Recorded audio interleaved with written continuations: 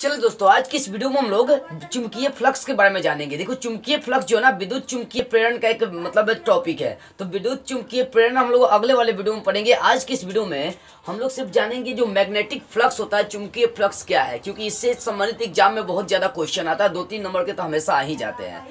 तो हम लोग जान लेते हैं आखिर मैग्नेटिक फ्लक्स होता क्या, मतलब चुंबकीय फ्लक्स होता क्या है। तो इस पर जोर हम लोग थोड़ा सा डाल देते हैं। देखो, एकदम सिंपल तरीके से मैं आपके दिमाग में बैठा दूंगा कि आखिर चुंबकीय फ्लक्स है तो है क्या। देखो, चुंबकीय फ्लक्स को इंग्लिश में बोलते हैं मैग्नेटिक फ्लक्स कहते हैं। क्या कहते हैं? मैग्नेटिक फ्लक्स कहते हैं। अब देखो, चुंबकीय फ्लक्स से पहले हम लोग विद्युतीय फ्लक्स पढ़ाते हैं। मैं आपको जब स्टार्टिंग में जब आपको विद्युत चैप्टर पढ़ा रहा था तो उसमें बता दिया था चुंबकीय फ्लक्स विद्युतीय फ्लक्स क्या था। तो उसमें मैंने बताया था कि जब कोई फ्लक्स या जब कोई तल या जब कोई समतल किसी विद्युत क्षेत्र में रखा हुआ है, ठीक है ना। देखो, उस समय मैंने आपको समझाया था कि मान लीजिए कि ये कोई आपका तल है, ठीक है। ये कोई तल है जो आपका किस में रखा गया, चुंबकीय क्षेत्र में ये सब रखा हुआ, विद्युतीय क्षेत्र में रखा हुआ। क्योंकि विद्युत क्षेत्र में आपको समझाया गया था कि कोई तल विद्युतीय क्षेत्र में रखा हुआ है और वहां से यदि कोई क्षेत्र रेखाएं गुजर रही है तो जितनी क्षेत्र की रेखाएं गुजरेंगी ना, उसी को हम लोग विद्युतीय फ्लक्स कहते हैं। कहने का मतलब है विद्युतीय क्षेत्र में रखा गया तल से कितनी विद्युत क्षेत्र रेखाएं गुजर रही है, उन्हीं की संख्या को हम लोग क्या बोल रहे थे, विद्युत फ्लक्स कह रहे थे। यानी किसी तल से कितनी क्षेत्र रेखाएं गुजर रही है उसकी संख्या को हम लोग विद्युत फ्लक्स कह रहे थे।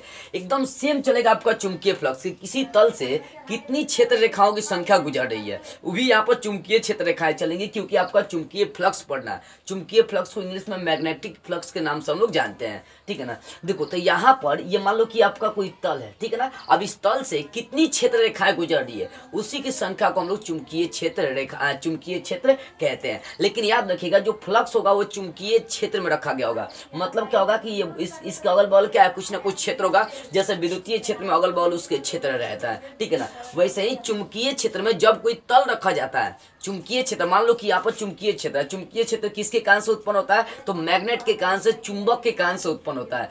तो चुंबकीय क्षेत्र में मान लो ये कोई तल रखा हुआ है, ठीक है ना। ये आपका चुंबकीय क्षेत्र, यहाँ पर मैंने क्या किया, ये तल रखा गया। अब इस तल से जितनी क्षेत्र रेखाएं गुजर रही है ना, इससे जितनी क्षेत्र रेखाएं गुजरेंगी उन्हीं की संख्या को हम लोग क्या बोलेंगे, चुंबकीय फ्लक्स कहते हैं। एक बार समझिए, जब किसी तल से, देखिए यहाँ देखिए, यहाँ से क्षेत्र रेखा गुजर रही है, एक तल है, ठीक है ना। इस तल का नाम कुछ भी दे सकते हैं, एबीसी कुछ भी आप दीजिए। ये कोई तल है, इस तल से जितनी क्षेत्र रेखाएं गुजर रही है उसी की संख्या को हम लोग चुंबकीय फ्लक्स बोलेंगे। ये कोई तल है, अब इससे जितनी क्षेत्र रेखाएं गुजर, देखो क्षेत्र रेखा गुजरने का मतलब है कि जरूर नहीं कैसे ही गुजरेगा। क्षेत्र रेखाएं तल से जैसे मन करेगा वैसे गुजर सकता है। मान लो ये क्षेत्र रेखा ऐसे रखा हुआ है, ठीक है। ये भले ये आपका मतलब तल ऐसे है, तो यहाँ से क्षेत्र रेखा ऐसे भी गुजर सकता है, एकदम समानांतर। दरवार भी ऐसे आपका गुजर सकता है, ठीक है ना। एकदम ऐसे लंबवत भी यहाँ से क्षेत्र रेखा आपका गुजर सकता है।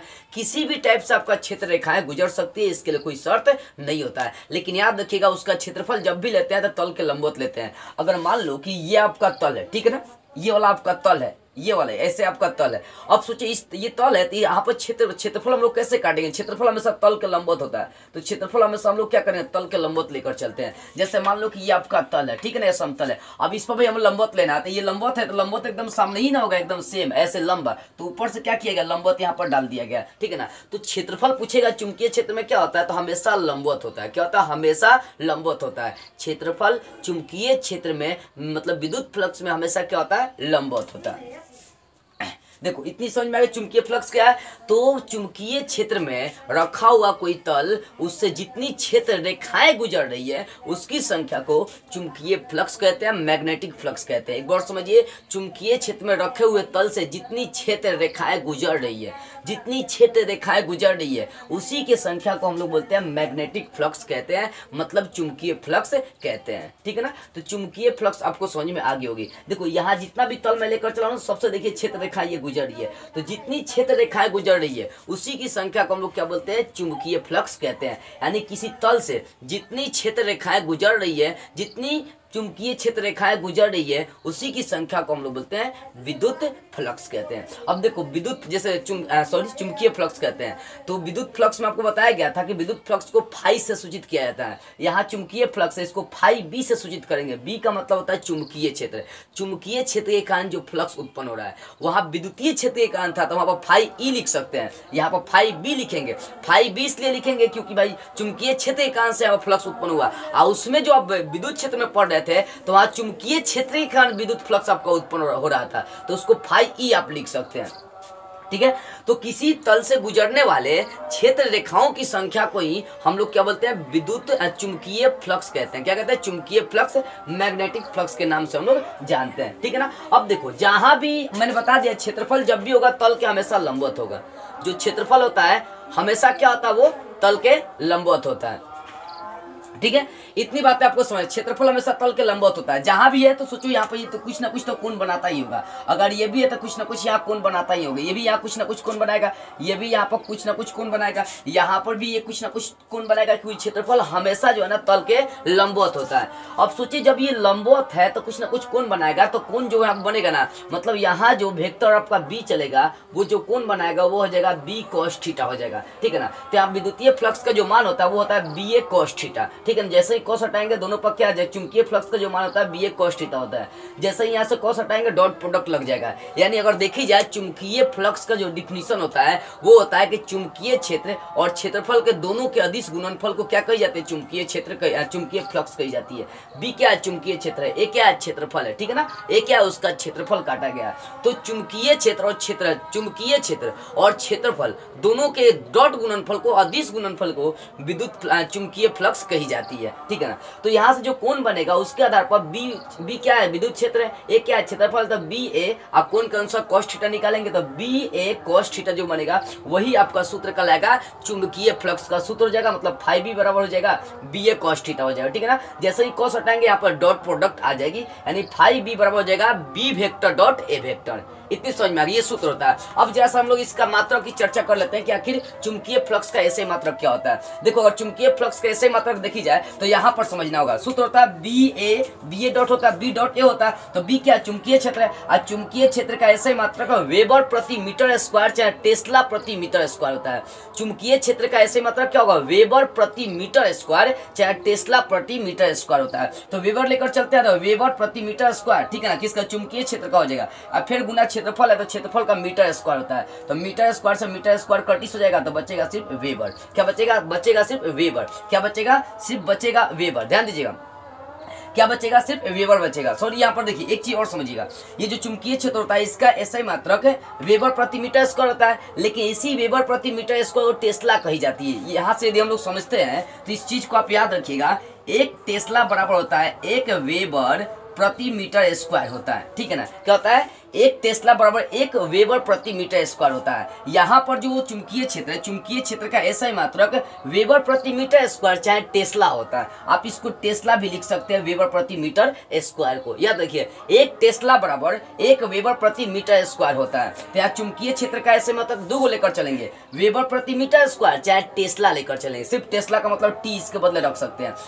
ठीक है ना। और वेबर प्रति मीटर स्क्वायर लेकर चलेंगे तो मीटर स्क्वायर से मीटर स्क्वायर कटिस होगा तो बचेगा सिर्फ वेबर। यानी चुंबकीय फ्लक्स का एसआई मात्रक वेबर होता है, लेकिन चुंबकीय क्षेत्र का ऐसे मात्रक वेबर प्रति मीटर स्क्वायर होता है। ठीक है ना। तो अगर पूछेगा चुंबकीय फ्लक्स का ऐसे मात्रक क्या होगा तो वेबर, वेबर को स्मॉल शॉर्ट में हम लोग डब्ल्यू बी के नाम से लिखते हैं। अगर टेस्ला में देखेंगे तो देखो, टेस्ला में देखेंगे तो चुंबकीय क्षेत्र का एसआई मात्रक क्या होता है, टेस्ला होता है। चुंबकीय क्षेत्र का ऐसे मात्रक क्या होता है, टेस्ला होता है, लेकिन वेबर में होता है वेबर प्रति मीटर स्क्वायर होता है। तो चुंबकीय क्षेत्र का ऐसे मात्रक टेस्ला हो गया, और यहाँ पर क्षेत्रफल है तो क्षेत्रफल क्या होता है, मीटर स्क्वायर। यानी अगर देखी जाए तो यहाँ पर टेस्ला के रूप में इसका ऐसे मतलब टेस्ला प्रति मीटर, टेस्ला मीटर स्क्वायर हो जाएगा। यानी दो मात्रक इसका निकलेगा, एक वेबर के रूप में, तो चुंबकीय फ्लक्स के ऐसे मतलब आंख मूंद के बोली कि वेबर होता है बस। ठीक है ना। लेकिन टेस्ला के रूप में बोलना होगा तो टेस्ला मीटर स्क्वायर हो जाएगा। क्यों, क्योंकि देखो चुंबकीय क्षेत्र का ऐसे मतलब टेस्ला होता है और क्षेत्रफल का होता है मीटर स्क्वायर, तो टेस्ला मीटर स्क्वायर। तो ये दो मात्रक आप कह सकते हैं। तो ये एसआई मात्रक हो गया। ठीक है ना। अब हम लोग बात करते हैं सीजीएस मात्रक की, चुंबकीय फ्लक्स का सीजीएस मात्रक क्या होता है। देखो, चुंबकीय फ्लक्स का सीजीएस मात्रक क्या होता है, देख सकते हैं, मैक्सवेल होता है। क्या होता है, मैक्सवेल होता है। चुंबकीय फ्लक्स का ऐसे मात्रक क्या होता है, सॉरी, चुंबकीय फ्लक्स का जब सीजीएस मात्रक पूछेगा तो आपको बोलना पड़ेगा मैक्सवेल। क्या बोलना पड़ेगा, मैक्सवेल। ठीक है ना। एक वेबर बराबर 10⁻8 मैक्सवेल होता है। क्वेश्चन करता है कि एक वेबर बराबर कितना मैक्सवेल, एक वेबर बराबर कितना मैक्सवेल, तो 10⁻8 मैक्सवेल। तो सीजीएस मात्रक पूछेगा चुंबकीय फ्लक्स का तो बात सीधी सी है, मैक्सवेल हो जाएगा। और वही पूछेगा एक वेबर बराबर कितना मैक्सवेल हो जाएगा, तो एक वेबर बराबर 10⁻8 मैक्सवेल होता है। ठीक है। अब इसकी बीमा की यदि बात करते हैं तो बीमा के लिए हम लोग एक सूत्र यूज करेंगे, जिसका यहाँ पर देख सकते हैं, एफ बराबर बराबर क्यू भी बी। ये आपको इसके पिछले वाले एक्सरसाइज में प्राप्त करवाया गया है। मतलब चुंबकीय क्षेत्र के कारण से और विद्युतीय क्षेत्र के कारण से जो यहाँ पर बल लगता है उसको एकत्रित करी गई है। तो F बराबर क्यू भी बी से यहाँ से हम बी का मान निकालेंगे तो क्यू भी गुना में इधर चलाएगा बटा में। तो ध्यान दीजिएगा यहाँ पर समझने वाली बात है। तो फाइव बराबर बी डॉट ए होता है, तो बी का मान हम लोग क्या रख देंगे, यहाँ से निकालेंगे। देखो बी का मान एफ है, अब बटा क्यू भी रख देंगे। डॉट इंटू में ए है तो इंटू में ए छोड़ दिए। ये बल है तो बल का हमेशा बीमा क्या होता है, द्रव्यमान गुना त्वरण में चलेंगे तो एम एल टी पावर -2। और ये आपका क्षेत्रफल है तो क्षेत्रफल का बीमा हमेशा एल स्क्वायर होता है। और क्यू भी, क्यू क्या है, आवेश है, आवेश का बीमा एटी होता है। और भी क्या है, वेग है, तो वेग का बीमा एल टी पावर -1 होता है। अब जो कटने वाला है उसको मैं काट देता हूँ। देखिए यहाँ पर सबसे पहली बात है टी और टी पावर -1 कटिस हो जाएगा क्योंकि अपोजिट है। और ये एल सही, एल आपका कटिस हो जाएगा। तो जो बचा उसको लिखते हैं, नीचे सिर्फ ए बचा हुआ है तो एम बच गया। अब फिर यहाँ पर एल स्क्वायर बच गया और टी पावर -2 बच गया। ए बच गया तो ए पावर 1 है, इसको ऊपर लेकर चले जाएंगे तो ए पावर -1 हो जाएगा। अगर देखी जाए चुंबकीय फ्लक्स की बीमा, तो चुंबकीय फ्लक्स का बीमा हो जाएगा M L square T power -2 A power -1। ये हो जाएगा चुंबकीय फ्लक्स का बीमा हो जाएगा। तो इस तरह से आपका क्लियर हो गया चुंबकीय फ्लक्स का। एक बार मैं समझाता हूँ। देखो किसी तल से जितनी क्षेत्र रेखाएं गुजरती है उसी की संख्या को हम लोग चुंबकीय फ्लक्स कहते हैं। चुंबकीय फ्लक्स का सूत्र इसको फाई बी से सूचित करेंगे। बी ए कॉस थीटा, जब कॉस हटाएंगे तो बी डॉट ए हो जाएगा। ओके, अब चुंबकीय फ्लक्स का ऐसे ही मात्रक क्या होता है, वेबर चाहे टेस्ला प्रति मीटर स्क्वायर। क्यों, क्योंकि देखो चुंबकीय क्षेत्र का ऐसे मात्रक वेबर प्रति मीटर स्क्वायर होता है चाहे टेस्ला होता है, ठीक है ना। यानी एक टेस्ला बराबर 1 वेबर प्रति मीटर स्क्वायर होता है। तो चुंबकीय फ्लक्स का ऐसे मात्रक क्या हो जाएगा, वेबर हो सकता है, नहीं तो टेस्ला मीटर स्क्वायर हो सकता है। अगर चुंबकीय फ्लक्स का सीजीएस मात्रक देखेंगे तो मैक्सवेल हो जाएगा। यानी 1 वेबर बराबर 10⁸ मैक्सवेल हो जाता है। इसकी बीमा देखेंगे तो ऐसा आप निकाल सकते हैं, बी का सूत्र लगा देंगे एफ अपन क्यू बटा वी इंटू ए हो जाएगा। तो यहाँ पर इसका बीमा मतलब चुंबकीय फ्लक्स का बीमा आपका निकल कर आएगा M L square T power -2 A power -1। इस तरह से आपका चुंबकीय फ्लक्स का सारी बेसिक बातें बेसिक से क्लियर हो गई। तो बस आज के इस वीडियो में इतना ही। अगले वीडियो में हम लोग इसके अगले वाले टॉपिक को स्टार्ट करते हुए फिर मिलेंगे।